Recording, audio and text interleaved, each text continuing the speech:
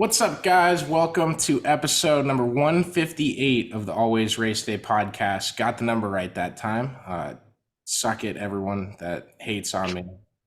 In the opposite realm. But I'm Connor Ferguson here with Josh Gerlach and Damon Helgevald, bringing you the dirt portion of the show you guys have been long awaiting. We've been putting off doing this a little bit. We got really busy schedules. None of us, well, I do it full time. You guys are not full time employees or anything like that. But yeah, we'll get locked and loaded into everything that we'll talk about tonight in a second here. But I want to give thanks to the Karl Auto Group for being our presenting sponsor. As you guys know, if you're in need of a car, if you're looking for a car, go out and get yourself one. I know Matt Weaver has been driving this beat up I almost called it the Subaru, this beat up Silverado that has been all over the country, had like over 400,000 miles on it. He finally got himself a new car. Don't know if he went to the Karl Auto Group, but he lives in Alabama, so that could be difficult. But just imagine if he did. How cool would that have been, right? You can get yourself set up with a new car and everyone will tell you congratulations and they will say sayonara to your old car along with you. So Damon, it's game week for you guys. It is. It is finally game week for the first time since last February. I'm kind of excited, man. I'm not going to lie. Did you just pull into your driveway?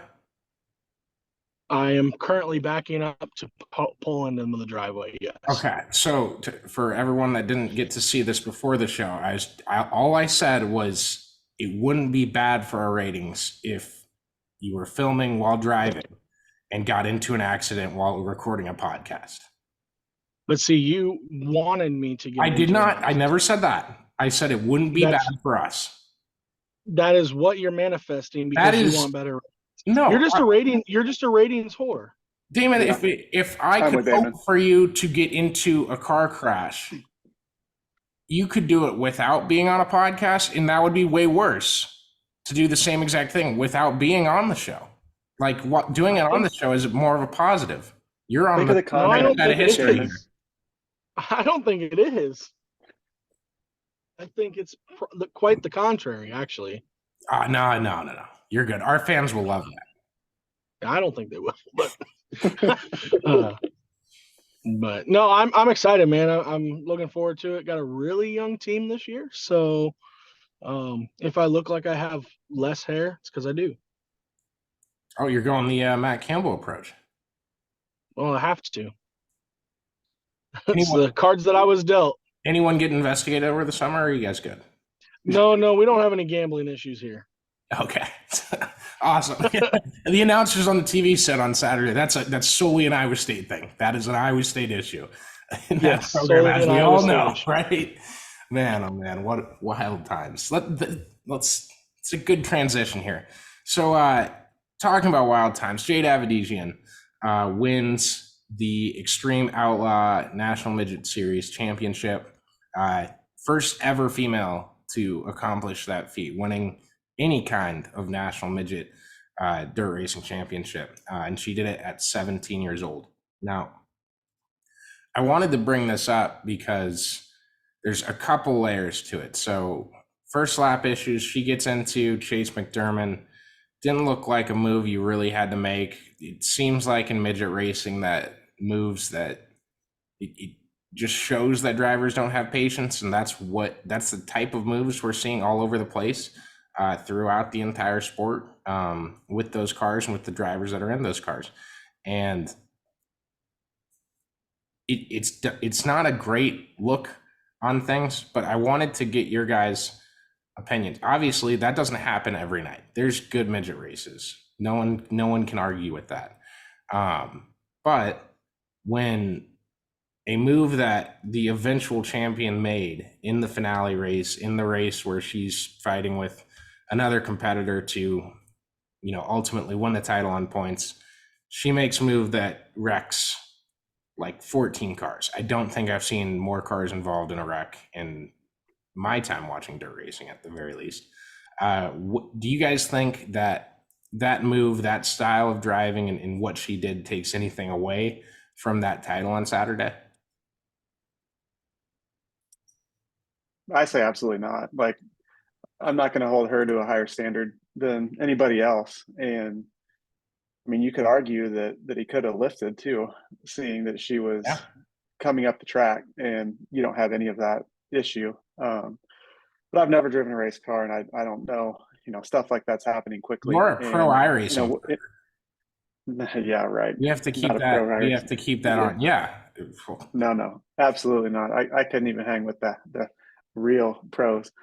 But no, like, I mean, you see it.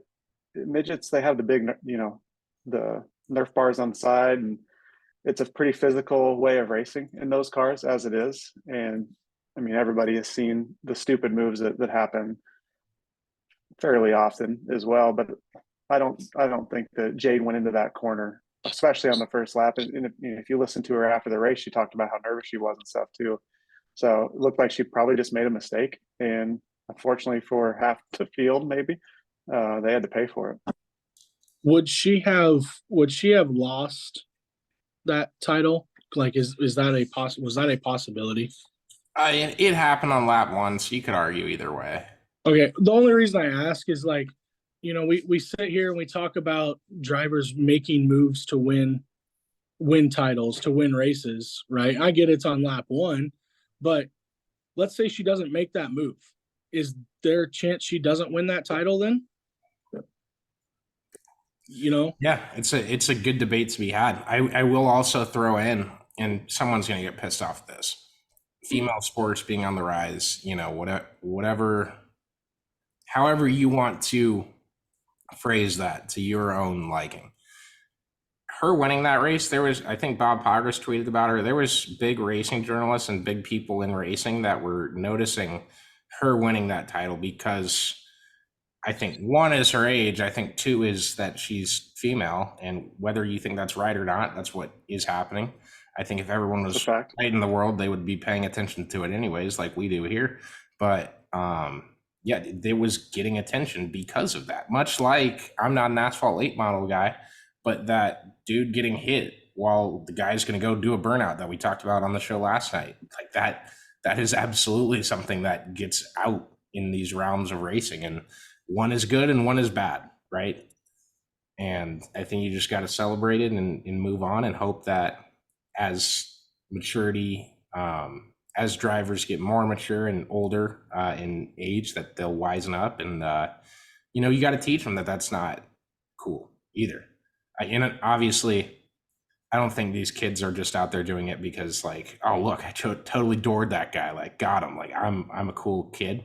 And I think it's just more of it's a cutthroat league, and it's move or be moved, if that makes sense. I hope I wrap that up properly. Yeah, I think it is a symptom. I think that's a good point. Yeah, go ahead, Dan. I was just, I was saying, I think it's a good point. Like, it's, it's a move or be moved situation. And it's, again, at the end of the day, a lot of them are still, younger drivers trying to make it in the sport, right? Like, they're trying to impress and be the next Christopher Bell, be the next Kyle Larson. And exactly. if you don't make that kind of a situation, that kind of a move, you're gonna, you're possibly costing yourself the next ride up the ladder. Yeah, I absolutely agree with you. So props to Jade for winning that one. Hell of a season for her, and that's a big deal for those reasons you mentioned as well.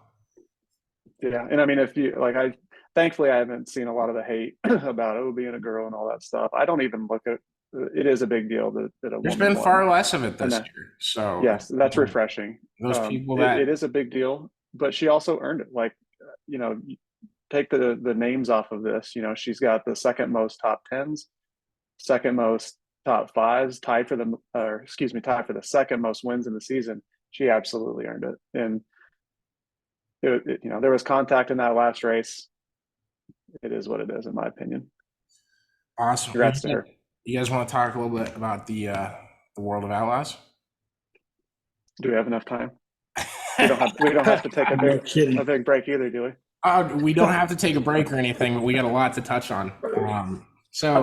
I think it's only fair for me to start with why I didn't go on Saturday. I didn't just sit at home. Everybody, I ended up having some dinners with some family members that I don't usually get to see, especially on a Saturday night. We were working all day for the Iowa State Cincinnati game as well. I still had to do a column. I had 2 recruits I called on Saturday night, which, I would much rather do that on a different day, but I don't chart the days, I don't chart the calendar, and I work every day. It's just what I do for a job because Hey, right. It's only so many hours in the day, man. Right. Let's be honest. The recruits only call when you call. That's the thing. That's exactly right. Trust me. Yeah, you know that way better than I do. I didn't even connect that that's what you were saying. You're exactly correct. No, so my original plan was to go down Friday, and really hectic week. We had 2 media days back to back, football interviews, stuff and this and that and whatever, and some personal stuff that I won't really get a ton into, but Friday happens. I'm unable to go. I'm ticked. I had booked this hotel, had spent an hour on the phone unbooking the hotel. That was an adventure I didn't need in my life. But I ended up not having to pay anybody anything, thankfully. Basically, if I had gone down Friday, the track is too far. It's like a 3-hour drive. It's not substantially a lot. I would have been at the track, if not just in the town, at the time they canceled the race, to get there early enough and do interviews and stuff. I would absolutely have been at the track doing interviews already at the time they canceled the race. It was about an hour before hot laps started on Friday. They canceled the race due to winds. I'm not the guy. I don't want to complain about a series and a decision they make. Although that one, I will say, the forecast has the win number in it. If it's close, put something out like, hey, we might show up and try, but there's no guarantee. And I know you don't want to do that because that hurts your gate. So it's a double-edged sword, and you can't always fall on the right side. Or in this situation, you really can't ever. But, the forecast for what the Saturday show was looking like was very similar. If I had gone down Friday, we're burning hotel money and the same gas money I would have burnt on Saturday for a race to get canceled an hour before hot laps. And that doesn't make any financial sense to me. We're at the end of our budget, not at the beginning. If it's the other way around, yeah, we probably would be down there. But we run our season through the weekend of the Knoxville Late Model Nationals, which is basically like, unless I'm lucky, the rest of the weekends are college football.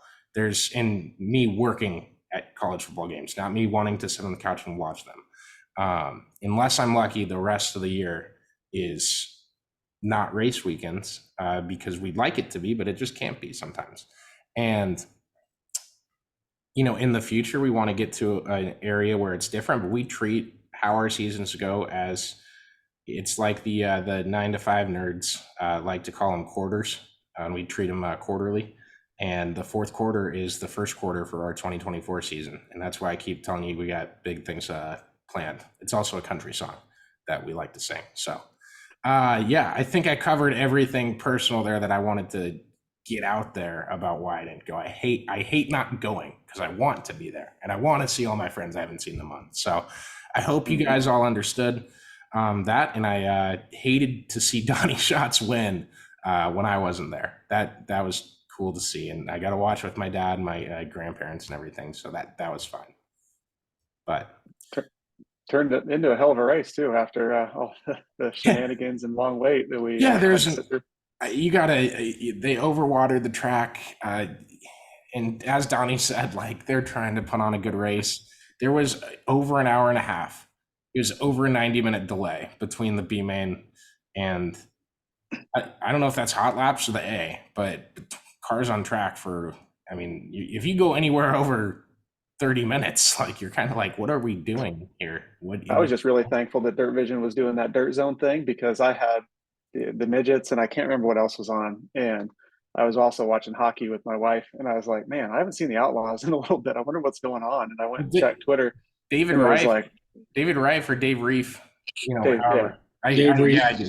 He used to work in Iowa a ton. And so I grew up knowing him, and to see him be able to do that is so freaking sick. Like He's put in time at Knoxville, even back in the day with my grandpa when he was getting started. And he did great on that. That was a fantastic. They knocked it out of the park. I didn't see one complaint about it. Did you?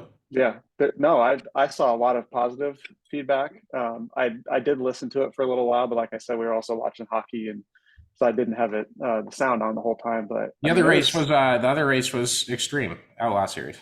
Yeah, the Xtreme, but then there was something else too. Millbridge. I can't recall. Yeah, Millbridge. That's right. Yeah, got to see. Because there's tweets about like, hey, the 5-year-olds are so psyched they're racing on the same channel as the Outlaws. Like, this is nuts. I thought it was great though, like the switching back and forth. It really did, in a way, felt like the NFL red zone. And I think that's kind of what the market they're wanting to lean into. And it's like I tweeted about it. It's them differentiating themselves a little bit from like flow with what they can offer. The NHL's doing something like that for a day too. Yeah, they're doing it on ESPN Plus, aren't they? I hope this is the new Netflix series documentary craze. I hope. God, there's too many documentaries, and the Drive to Survive one is just full of fake bullshit, and I'm done with all of it.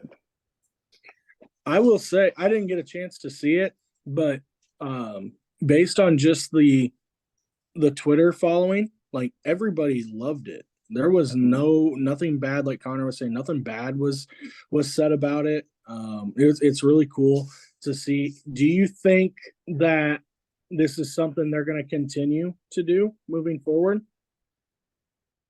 Yeah, assuming, and that's what we like to do on the show. I thought about this on the way in. What if we just had like hypotheticals that we said, and we just talk about things as if they're all done? We don't have to worry about logistics or anything. But we said hypothetically before all of it, and that's the whole nature to it, right? Unlogistically speaking, I don't know the numbers, I don't know the logistics, but it seemed to go swimmingly enough and easily enough that they could do it every weekend if they wanted. Looking at the production, I think that it looks like they're going to do it, because that production didn't look like something that was just going to be a one-off weekend. Looks like they had already kind of put the work in. And you got to practice like you played, Josh. Exactly. So that was their practice round, I think. I think they're doing it for, World Finals is all at the same place. So I was gonna say it's kind of hard. I wouldn't be surprised if we see that again. Let's check in on the pitch. How the model, their subscription model would work too, though, with that, because you could kind of, I don't know how that would work. You might undercut your monthly or annual subs for just bouncing around race to race. I don't know. Yeah, I think it would cut your stats. I don't think it would cut the subscription number. Yeah, I think it's good for fans, though. Yeah, it'd be a good option for fans that don't want to shell out that much money a month. Or it's honestly more of a track friendly thing. If you're in a meeting arguing how much you guys take in, well, I'm on Dirt Zone just like the rest of them on these days, and that's what the ratings were there. So you have a chance to see more tracks, and I'm just frankly tired of hearing the bullshit excuse that streaming drives people out of the stands. So that's not even a concern. We don't talk old arguments on this show. We've buried that one 13 times over. As it should be buried. For sure. No, so sorry. I tried to say Justin Fiedler and I tried to say Dirt Tracker, and it almost came out really bad. I don't know what word would have came out of my mouth. It wouldn't have been good. But Justin Fiedler had a video on this, I believe Thursday of last week, about some quotes from Brian Carter about potentially starting a minor league series for the World of Outlaws in wake of this potential battle coming between World Racing Group and the High Limit series. And I wanted to hit on it a bit. Obviously, I don't know much more than I knew going into the weekend because we didn't go to Lakeside. We just did that, right? But I wanted to hit on kind of stuff like this because I've been saying for years that if you're tired of some of these guys that look like they don't belong out there, you need an actual ladder system that can pay up and actually go through and take a driver through the ladder upwards to the World of Outlaws or to whatever sprint car series is on top of everything. And it has to be in place, and it has to be in place by people that know what they're doing and that have the means to be able to pay that out. And hey, if Damon is the guy on the other side of the tire war thing where he's like, man, you can't. It doesn't always breed competition. Doesn't always result in good things. I don't know. I see two very very hungry, very. I don't want to call them wealthy group. Maybe, yeah, wealthy groups, well within their means of groups that might be ready to go to war, and maybe we get some cool stuff out of it. I don't know. Damon, I wanted Damon's comments specifically on the I want to hear you first. Competition Damon. Breeds results. I mean, it does, doesn't it? Isn't that? Were you on the other side of that, or was I? What was I saying? I don't remember. I thought you were vehemently that. It might be me. Yeah, it could have been. I am okay if they add like you're talking on the tire war side. Like, I'm okay with that. Like, I get that, because then it's going to help. It is going to help build competition, and people aren't going to have to pay more. Like, that's my side of it. Is like, oh, you were okay. It was definitely. It had to have been Josh then. Maybe Josh or Caleb. I was thinking of the high limit outlaw thing. I'm also one monopoly over a key piece of the racing, which is tires. Like, that doesn't seem great, except for the companies involved. Because like you said, Damon, if you have competition, that can drive prices down and stuff, and instead of driving it up, which is what we've seen, and nobody's really happy in the pits with the current situation, except for maybe the people wearing the purple. I'm in it for the teams and the drivers, and like, we go for as a race fan, we go for the drivers and the teams and the cars, right? We don't go for what sticker is on the side of a tire.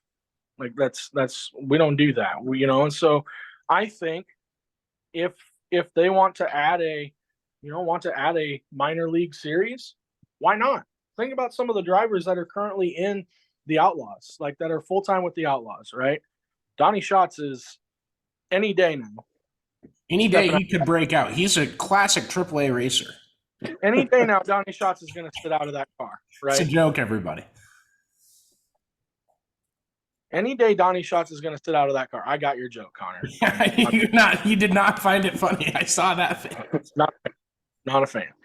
But like I said, any day we're away from him stepping out. Brad Sweet can, ride off into the sunset any day he wants. Like, the competition's getting younger, and so it's making these, guys who've been around. We're not going to see the longevity of a Sammy Swindell or a Steve Kinzer competing at that high level anymore, just because there's so many young guys that are coming through. So why not breed some of these next guys up, right? Especially if it's going to be at a lot lower cost for some of these teams too. And I bet some guys will be kind of smirking it at a lower cost until they see it in action. I was just about to say the same thing. We do not know the numbers. Yeah. Like Justin said on Dirt Tracker too, you guys are probably too young to remember the Gum Out series. Hell, Connor, you may not have even been alive. I found out by that video that it was a AAA series. Didn't know that at the time. I've heard everyone talk it. Go back to the Gum Out days, and I'm like, what sponsor did they have then? I haven't seen that logo. What the hell are they talking about? Yeah, I mean, I wasn't that old like during that either, but I remember it. Like, I remember Paul McMahon, who was probably one of my favorites, if not my favorite growing up. Him like kicking ass, and some fans may have said that, well, the All-Stars are like the minor leagues, right? With the Outlaws being the title or the national touring series. But that's how I would compare it to people when I would talk to people about sprint car racing outside the sport. And when I say the ladder system, I'm more looking 360 or like that, what you're talking about, and those real lower tier guys that would need a minor league tour, that it would benefit them rather than drag. It needs to be more regional down. because the All-Stars, I think they race too wide of a schedule. Like, and Ayrton Jennison had some great words about that on here too. He was going to be like a team like him. I don't think he could do that right now. But like that Maverick series or the Power Eye series, like, those are the things that, like, if you were able to get all of those together, like in a Gum Out style series, something that really hits all these big Midwest tracks. It'd be interesting to see how that would shape up. I would say, in fairness, that Power Ice series was pretty I would say their schedule in the All-Stars wasn't that dissimilar. Someone could say, I mean, the All-Stars had way more races, is what the deal was. Yeah. Like, that's the big part of why it was less than feasible to race there than it would be one of those regional tours for those teams. Yeah. Because, I mean, if you look at all the dirt tracks that sprint cars race at in the Midwest, like just saying, Iowa, South Dakota, a couple, I guess, Minnesota too. But then you look at Indiana and Ohio, you hit those states there. I mean, you could be Missouri, Missouri, Illinois. Yeah. Yeah, there's definitely room for wonder for what this offseason will become. It's October 16th. Y'all know that weekend that PRI is, and it's again on the Cyhawk basketball weekend, and no one in racing gives two shits about it. I completely understand. I hope to be there for 2 days. I don't know yet. I don't think that that's when things are going to break. I think we'll hear about things a lot more prior to that. But that being said, that's like 6 weeks from now. Yeah, time. Crazy, right? Now you guys feel old yet? And racing's done, or sprint car racing is done here in a few weeks. So it's going to be a lot of time for people to be thinking about things. We're in the thinking series right now. We're in the talking stage. We're right there. So a lot can happen in the next 6 weeks. I cannot wait to see the roller coaster. But first five World of Outlaws races left on the schedule for the sprint cars this season, beginning with Devil's Bowl in that finale, true finale. The track is being sold. This weekend is their final doubleheader. I think they put more money into it. I believe this Saturday, A-Main pays $30,000 to win now. That's the number I recall correctly. Massive boost to it, and but really a massive loss to sprint car racing. It was the first track that ever hosted a World of Outlaws race. It always sucks. It sucks no matter what to see a track go away. The rumors out there say that it could have been an airport that is buying the track. And if it is, I might boycott flying the rest of my life. I already hate airports. You've already said you're going to boycott flying once. I know. Well, it wasn't, whatever result I said that was going to happen didn't happen. I think I said I've been super tired of flying, but the American Airlines Center is where my favorite hockey team plays. And I swear to God, if those motherfuckers bought this damn dirt track, it's the worst industry. It is the worst industry in the world. They screw over the consumer every time you fly, every single time. Everyone has like horror stories of, oh, this happened on my flight home, and that's why I'm cranky today. Yeah, because they screw over the consumer no matter what company it is. It's insanely ridiculous to think they don't. And I have no idea why people keep going back to those companies and saying, yeah, screw me over some more. Here's another $1,000. Yeah, let's go, pay it out. We'll take your money instead. How about that? Come out, party with us in St. Louis, Gateway Dirt to December. We're looking for partners. This was all my creative way to ask you guys for money. So there we go. How about that? I will say, you finally do bring up a compelling point about flying. Flying. You could argue that that's why the high limit series exists. Is guys got displeased with one entity not giving the value that you would expect. Yeah, I to tie it back to dirt racing. I mean, yeah, there's no industry that screws over the consumers more where people have less brand value. Like they're like, I'm just taking the cheapest ticket because they're all screwing me over. And so they just don't remember that, yeah, Spirit actually throws ice directly in your face every time you're on one of their planes. Just flight attendants. Pew, pew. Don't fly Spirit. But that people don't do that though. They just won't do that. They'll complain about it instead, and that's it. Because it's easy to fly Southwest. Southwest supports I said fly American Airlines. They support the Dallas Stars, and they've screwed me over before. And now they might screw me over. Okay, shut the hell up, hey. Bandwagon Vegas fan. No, from day one.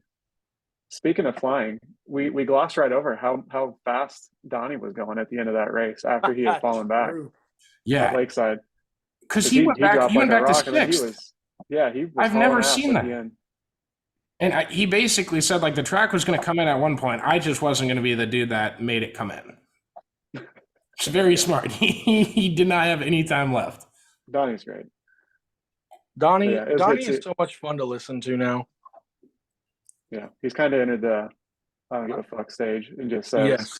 whatever, and pretty dry most of the time too, which I think adds to it. Yeah, it's the new Kirk Ferentz. I haven't done a dry interview with him in 5 years. Now, and that part of that is like how much he knew me and how much hopefully I grew on him and didn't annoy him to death, which I probably did anyways. But So you did that. yeah, no, past that one. But that, yeah, you nailed it exactly right. Sucks Devils Bowl's closing. But Very much so. it is what it is. And you know, we'll see. Maybe someone comes in at the last minute, but I'm not holding out hope right now. I did want to talk about this more. I saved it for the Dirt Show. But Logan Seavey, Silver Crown champion, capping off a massive season for what he's done. He's in my driver of the year conversation. He's going to win the USAC midget title. That's, you know, if he loses, you guys can come back to me and say I'm a jinx again. Go for it. Will not bother me one bit. So he's going to win USAC midgets. He won USAC Silver Crown. He swept the Four Crown Nationals. He swept the USAC part, didn't race the wing sprint car part. I hated that we couldn't Won the Chili Bowl. Won the Chili Bowl, won Indiana Midget Week.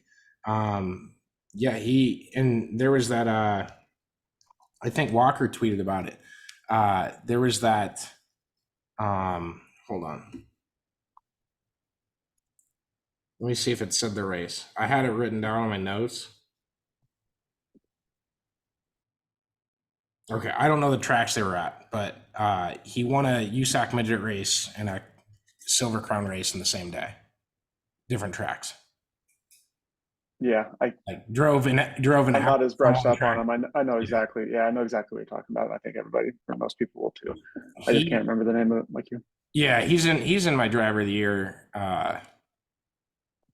conversation right now. Is it the Bettenhausen? It might have been. I mean, you could say any of the 11, 12 races on the schedule, and I would say maybe. Yeah, I mean, what else can you say, man? He killed it this year, and you know, what else does he have to prove? And like, what does the future look like for him? If you're looking for a driver and you aren't calling Logan CV, what's exactly the hold up? What did he do to you?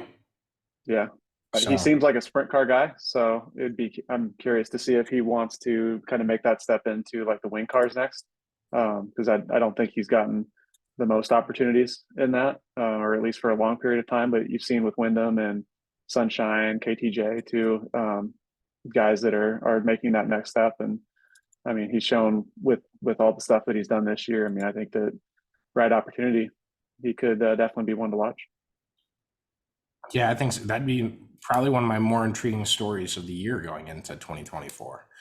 For looking at stuff like that, I can't wait to write that column. God, there's so much stuff I want to write today that just stuff hasn't come together yet enough for me to be able to do it. So, no, so he's in my conversation for driver of the year. We're gonna do at the end of this year. We're gonna do an award show.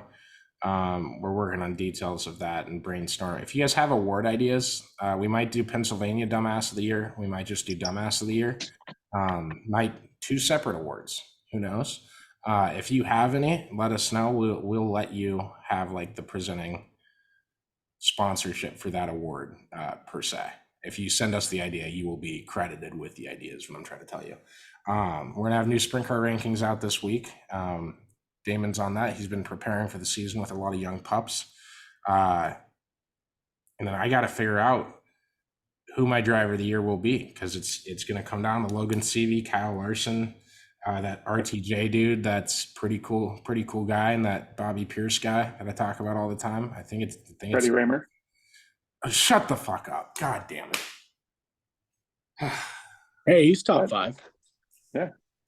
He needs to be a nominee. We need to get him on the driver, show. one of the top drivers in Pennsylvania. Can't argue with stats. You just can't. The numbers don't lie. No. God damn, man. I can't wait. I can't wait to have a World of Outlaws minor league series that we can pump up numbers in the same fashion. Right back at the state of Pennsylvania. No. This weekend though, Dirt Track World Championship, $200,000, I think, to win. Is that right? Is it 300? Yeah, I think so. Is it 200? Okay. Who you guys got? What you thinking? I'm gonna just go out on a limb here and take RTJ. I mean, he's proven time and time again that this is his year. Like every time that we talk about late models, right? Yeah, well, every time that he's on the track without the 32 there. Well, you can think that, but I'm just gonna tell you that it's straight up. It is. I think it's RTJ's to lose. Like honestly, and that's tough to say because of guys like Bobby, guys like Davenport, Hudson O'Neill, who's really good right now. Like it's tough to say that, but RTJ, man, is on rails this year. Josh, I drank enough with you that I'm a Bobby Pierce fan. Hell yeah, Josh and Connor teaming up is man, world has never seen that before. Well, Damon, you weren't at Saturday at the Knoxville Nationals. We had a lot of traumatic things happen, a lot of good things. We bonded. He was there. I saw the picture. Yeah, that's true. I was there. It's the best Photoshop of anyone's ever done this year. I was a lot skinnier back then. He was hiding in the hole that Dave was pointing at. We just had to get him up out of there. Yeah. Dave was figuring out the track. I was down there while I was down there filling the hole. Man, I cannot wait. How close are we to racing season next year? We're like 150 days or so. You should have the countdown. I only have the countdown for the Cup race in Iowa, and I realized mid-sentence I can't reference that on this show because we split them up. Space on your walls. You could put stuff like the Christmas little things. You just tear off a piece of paper every day. You do not understand how many calendars I've had, or I would have. How many of those countdowns? Plenty of space. Look at all the space you got. I think maybe instead of sprint car wing panels, we have just countdown clocks, and everything's it's an anxiety room. Like, hey, buddy, this is coming up.